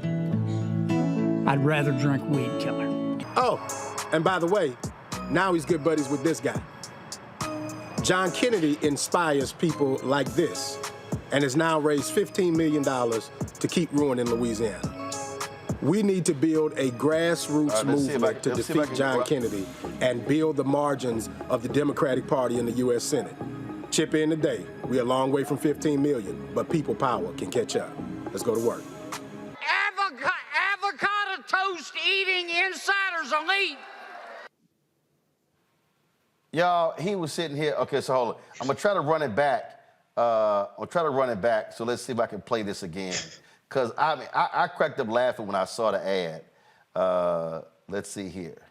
I don't know why it's jumping on me. Let's see if I can restart it, because I was just, like I say, it cracks me up every time I even hear it. Go to it now. And this is my opponent, John Kennedy.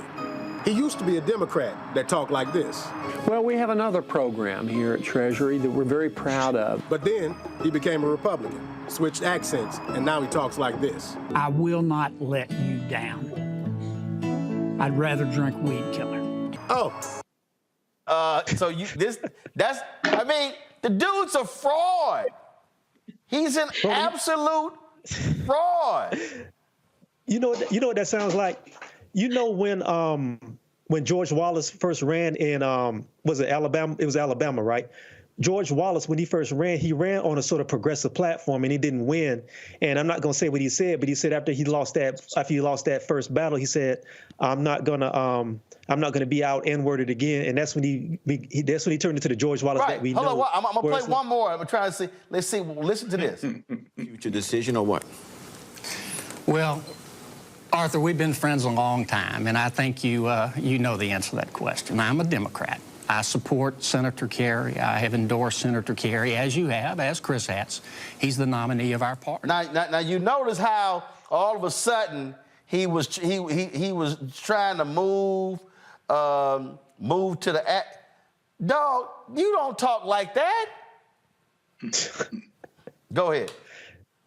Nah, man, it sounded like he's, like I said, man, it's almost like the situation with George Wallace. George Wallace didn't start out going segregation now and segregation tomorrow.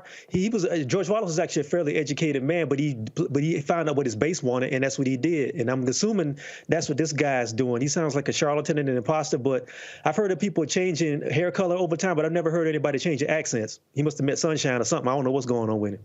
Hey, all this is how can he appeal to the country bumpkins by suggesting that it's a fake accent. When you're faking your accent, Randy, you're a fraud. And Senator John Kennedy of Louisiana is an absolute fraud. Yeah, these good old boys that are actually multimillionaires came from a long legacy of money and higher education. How they switch from being these elite men to all of a sudden sounding like, remember Boss Hogg from Dukes of Hazzard back in the day? That's to me who he's trying to cosplay. I mean, it's sad. It's absolutely sad. And people who are intelligent would be offended. Joe, I really get a kick out of this fool with his little fake accent. Yeah, I mean, and it seems like to me that folks would appreciate someone that's real wherever you are. For me, my thing is just don't be fake. If you're somebody I disagree with, just give it to me like it is, and then at least I'll trust you. See, there's people with integrity that I don't agree with. Okay. Right. You can be truthful. You can be true to yourself. You can be a person whose word can be counted on, even if I don't agree with you. But once you become fake, now I can't even take you at your word. You're going to change with the weather, but then again, you look around, fake seems to be in right now. Hello. Yep. Trust me. If y'all go to YouTube and he is down for some of the dumbest viral moments in the United States Senate, and that's a lot of competition when you got Senator Marsha Blackburn of Tennessee and that idiot Ted Cruz of Texas. I mean, that's like a lot of competition. All right, y'all, hold tight 1 second. We'll be back on Roland Martin Unfiltered on the Black Star Network. Don't forget, join the Bring the Fuck fan club. Senior checking money order, P.O. Box 57196, Washington, D.C., 20037-0196. Cash App, $RM Unfiltered. PayPal, R Martin Unfiltered. Venmo is RM Unfiltered. Zelle, Roland at RolandSMartin.com. Roland at RolandMartinUnfiltered.com. Be sure to download the Black Star Network app, Apple phone, Android phone, Apple TV, Android TV, Roku, Amazon Fire TV, Xbox One, Samsung Smart TV. Be sure to get a copy of my book, White Fear, How the Browning of America is Making White Folks Lose Their Minds, available bookstores nationwide. We'll be right back.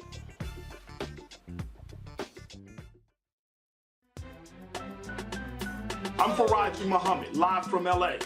And this is The Culture. The Culture is a two-way conversation. You and me. We talk about the stories, politics, the good, the bad, and the downright ugly. So join our community every day at 3 p.m. Eastern and let your voice be heard. Hey, we're all in this together. So let's talk about it and see what kind of trouble we can get into. It's The Culture, weekdays at 3, only on the Black Star Network. Hatred on the streets, a horrific scene, a white nationalist rally that descended into deadly violence. White people are losing their damn minds. As an angry pro-Trump mob storms the U.S. Capitol, we've seen shooting. We're about to see the rise of what I call white minority resistance. We have seen white folks in this country who simply cannot tolerate black folks voting. I think what we're seeing is the inevitable result of violent denial. This is part of American history. Every time that people of color have made progress, whether real or symbolic, there has been what Carol Anderson at Emory University calls white rage as a backlash. This is the rise of the Proud Boys and the Boogaloo Boys. America, there's going to be more of this. Here's all the Proud Boys, guys. This country is getting increasingly racist in its behaviors and its attitudes because of the fear of white people. The fear that they're taking our jobs, they're taking our resources, they're taking our women. This is white fear.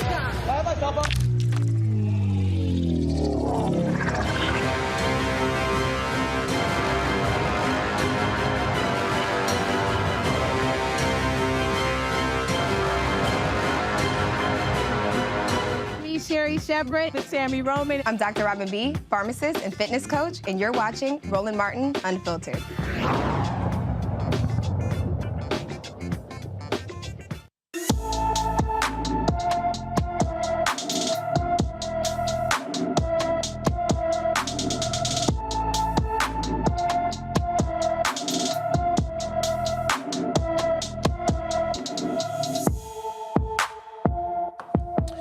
Bobby LaRon Pipkin was last seen leaving a family member's birthday party in Wilmington, Delaware on November 25th.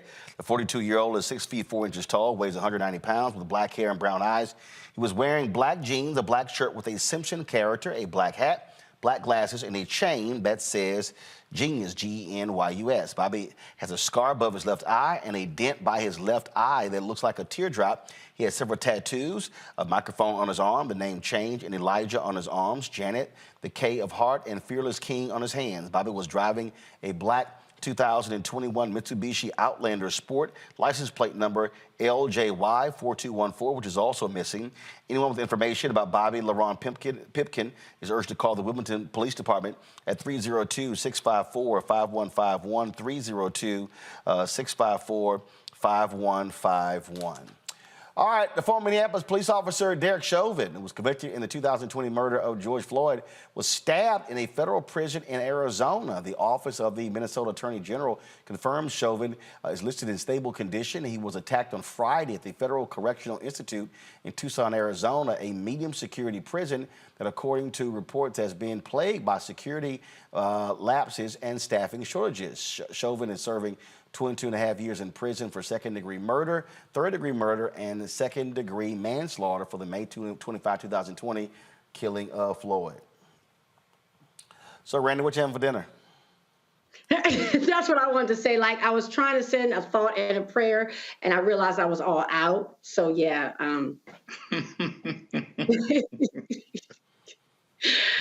Ooh, and you know, yeah. Yeah, hey, you better get back to work and do that time. That's what's up. That's what's going on. Keep your guards up. You only got 22 more to do. You're gonna do 85%. You in Fed. This is Fed time, bro. This is Fed time. That's what Tupac used to say. It's time to do Fed time. Won't see parole. Imagine life is a conflict. It's getting old. Don't get me quoting Tupac, but you know, in any event. What you having for dinner? Grits and sugar? Sugar on your grits still rolling? Hell yeah. It's sad. Absolutely. I don't give a damn what y'all think. You do sugar on grits, man? You damn Skippy. Doesn't it make you just look at them differently? Any of y'all paying for them? No, because I put butter and salt on mine. Like not now one of y'all paying for my food, so I don't give a damn what y'all think. I don't care. Roland is very adamant about this issue, for sure. I don't know. Actually, I don't even think about it. I do not care. Man, that's the up north stuff, man. Down south people grits. I think I did actually treat to lunch that day that I paid for the sugar and grits. Didn't care then. Now, I put some sugar on my minute rice, butter, sugar, and milk. I'll do that. Right. Both y'all just admit y'all country as hell. Oh, yeah, as a Nick-Home sandwich. Mm-hmm. Oatmeal with some sugar on it this time of year when it's cold, that's it right there. But not on if you're going to do oatmeal, use brown sugar. True. Agreed. True. Thank you. Agreed. Thank you. Thank you. And I still don't give a damn what y'all think. I give zero.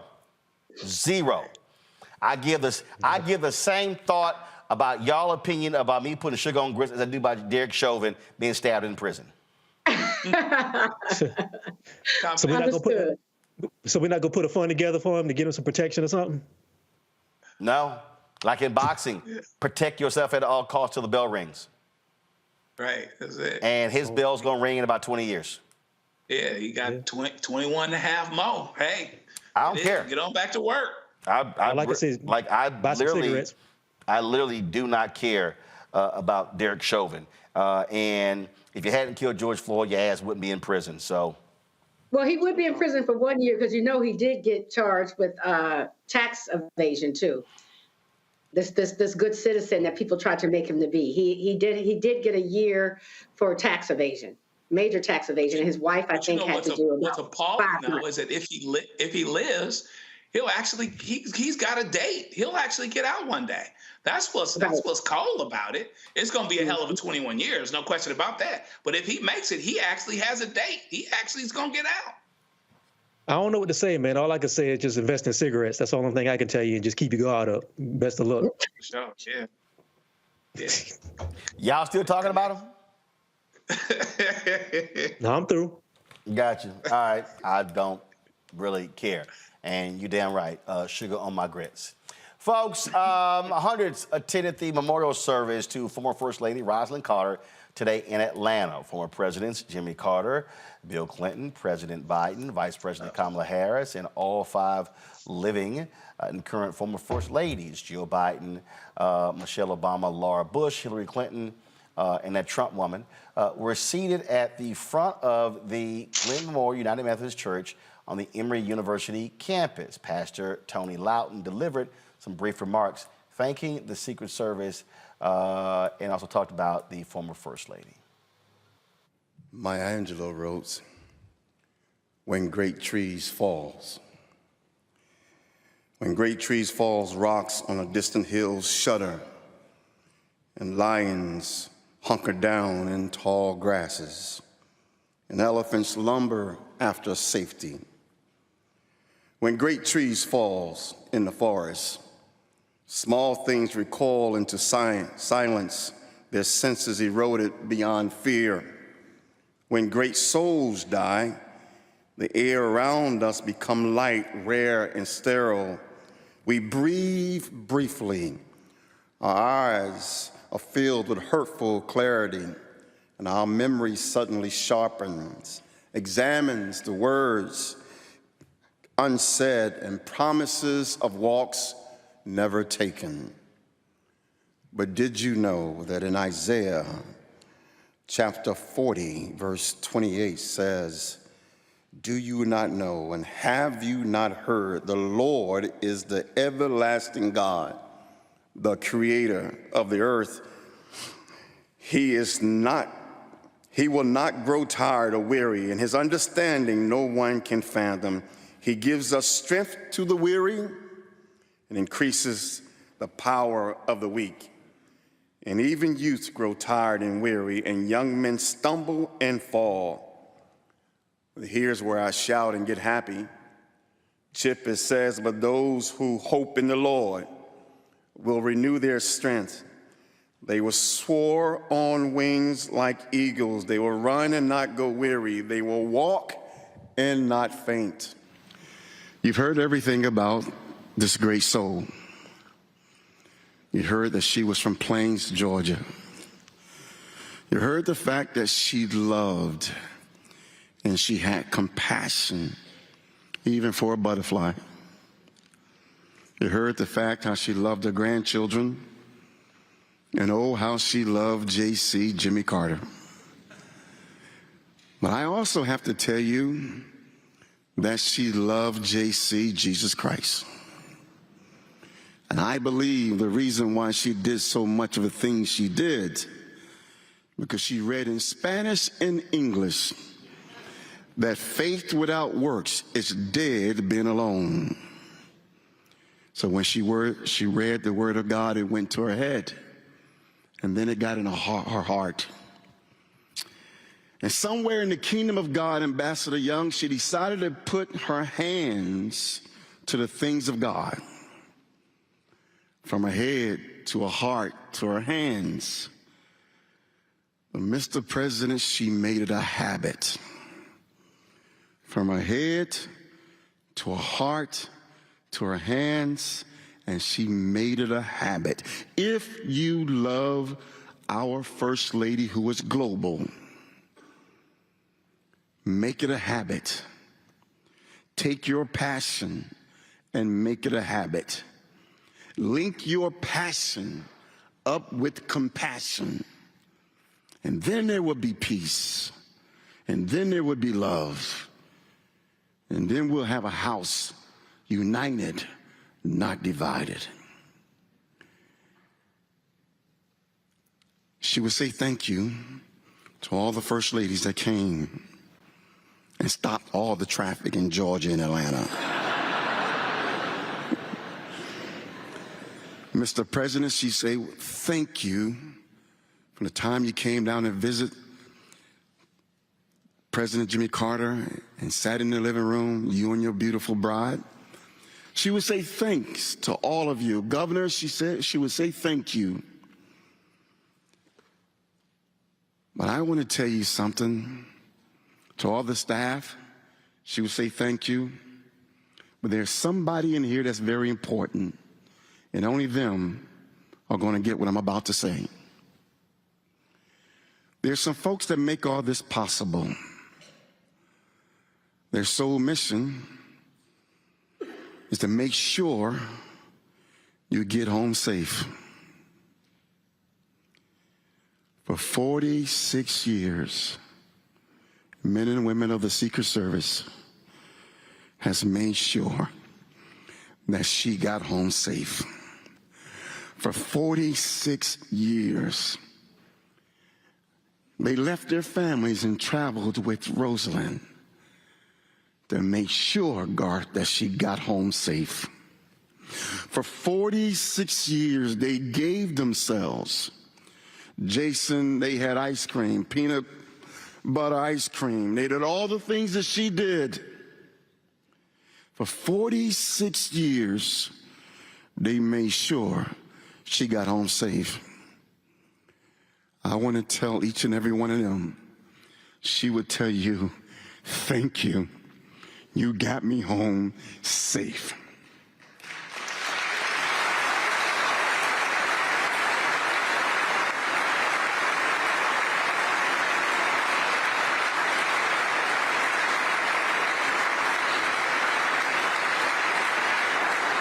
Oftentimes, Mr. President, we don't acknowledge those who keep us safe.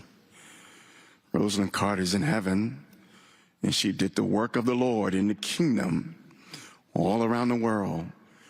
And Don and all the directors for 46 years got her and her family home safe. And I say thank each and every one of you, those that are standing post and those that are listening on the radios right now. Thank you. And she loves you, and ain't nothing you can do about it. All right, I must say probably one of the funniest moments of the funeral was when the Carter's grandson got up and spoke. Y'all, check this out. Thank you all. And again, a special thank you, Secretary Clinton, Mrs. Bush, Mrs. Obama, Mrs. Trump, and Dr. Biden. Thank you all for coming and acknowledging this remarkable sisterhood that you share with my grandmother. And thank you all for your leadership that you provided for our country and the world. Secretary Clinton and Dr. Biden, we also welcome your lovely husbands.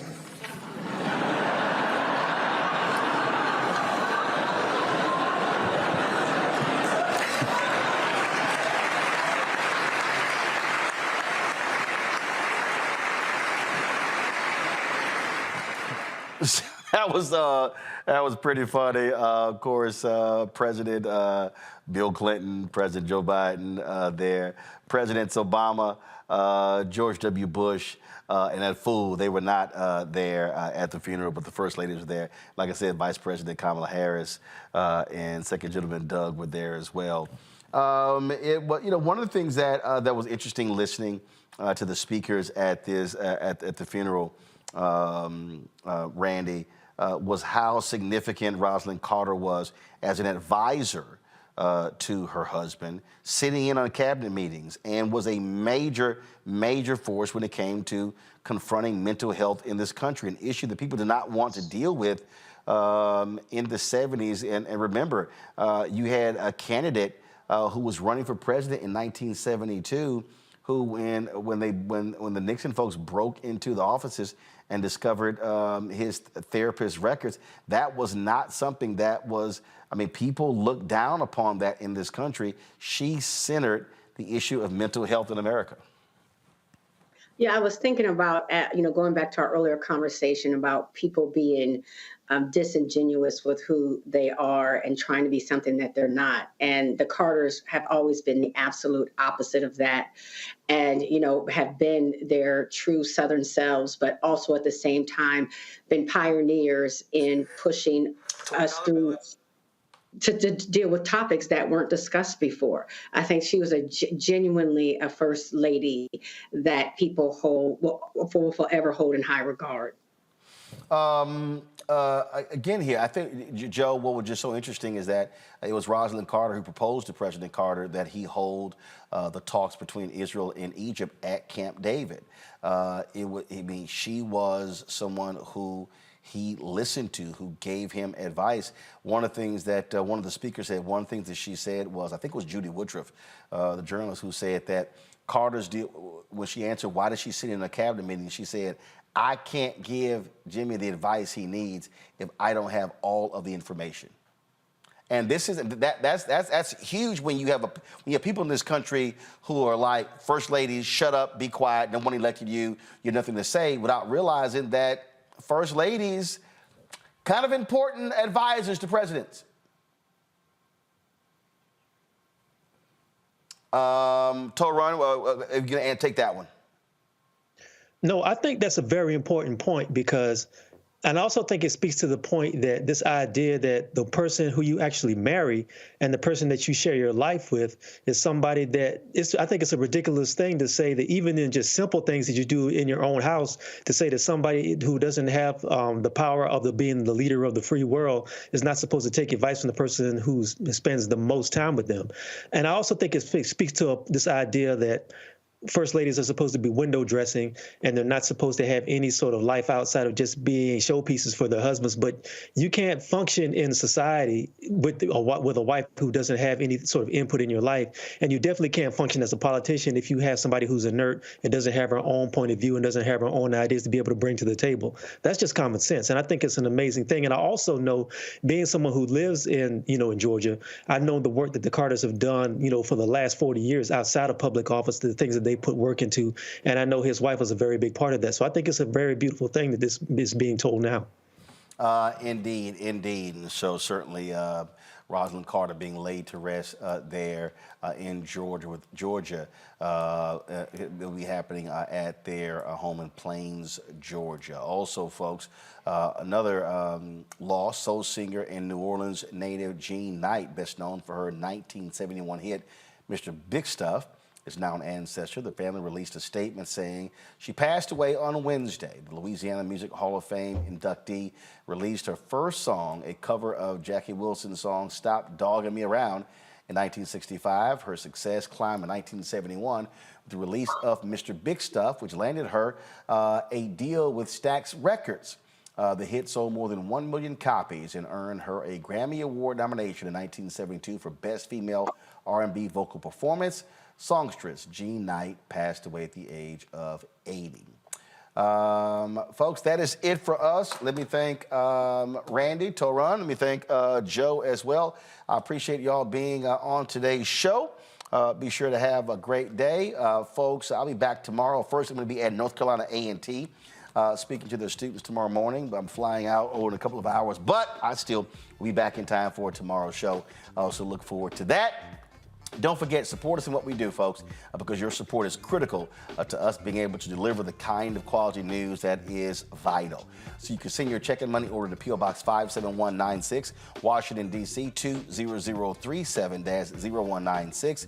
Cash App, $ RM Unfiltered. PayPal, R Martin Unfiltered. Venmo is RM Unfiltered. Zelle, Roland at RolandSMartin.com, Roland at RolandMartinUnfiltered.com.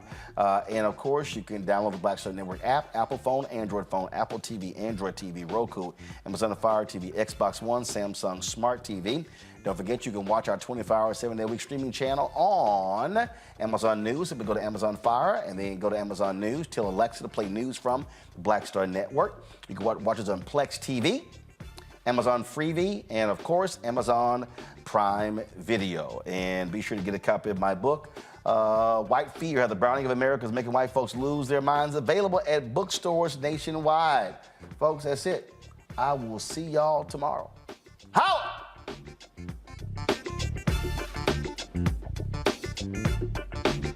Folks, Black Star Network is here. Hold no punches. I'm real revolutionary right now. Support this man, Black Media. He makes sure that our stories are told. Thank you for being the voice of Black America, Roland. Stay black. I love y'all. All momentum we have now, we have to keep this going. The video looks phenomenal. See, this difference between Black Star Network and Black-owned media and something like CNN. You can't be Black-owned media and be scared. It's time to be smart. Bring your eyeballs home. You dig?